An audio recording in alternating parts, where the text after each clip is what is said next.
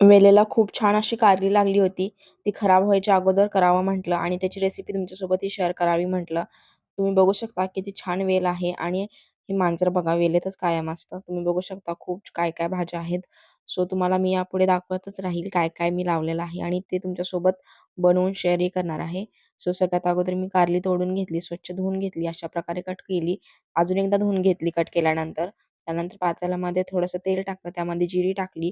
जिरी छान तडतडल्यानंतर त्यामध्ये उभं कट करून घेतलेलं टोमॅटो टाकलेला आहे. तुम्ही कसंही कट करा. त्यानंतर स्वच्छ धुवून घेतलेली कारली टाकलेत. छान असं मिक्स करून घेतले, थोडंसं शिजवून घेतले. त्यानंतर त्यामध्ये काही बेसिक मसाले टाकले. घरगुती काळा तिखट, त्यानंतर धने पावडर, हळद, गरम मसाला या सर्वांना छान असं मिक्स करून घेतलं. त्यानंतर चवीपुरतं मीठ टाकलेलं आहे.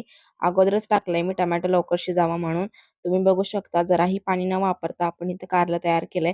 जर कारलं थोडंसं खाली चिटकत असेल तर थोडंसं पाणी शिंपडा आणि वरून थोडीशी कोथिंबीर टाकायची, शेंगदाण्याचं कूट टाकायचं. छान असं कारलं तयार आहे. एकदा नक्की ट्राय करून पहा. थँक